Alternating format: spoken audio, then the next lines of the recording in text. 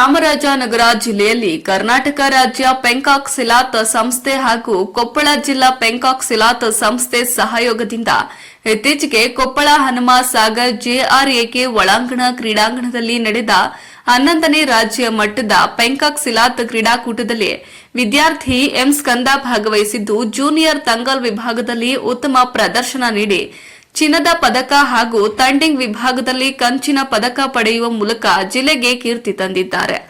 ಇನ್ನು ಎಂ ಸ್ಕಂದ ಚಾಮರಾಜನಗರ ಸೇವಾ ಭಾರತಿ ವಿದ್ಯಾರ್ಥಿಯಾಗಿದ್ದು 9ನೇ ತರಗತಿಯಲ್ಲಿ ವ್ಯಾಸಂಗ ಮಾಡುತ್ತಿದ್ದಾರೆ. ತಾಲೂಕಿನ ಕೂಡ್ಲೂರು ಗ್ರಾಮದ ಕೆಆರ್ ಮಂಜು ಆರ್ಚನಾ ದಂಪತಿ ಪುತ್ರ.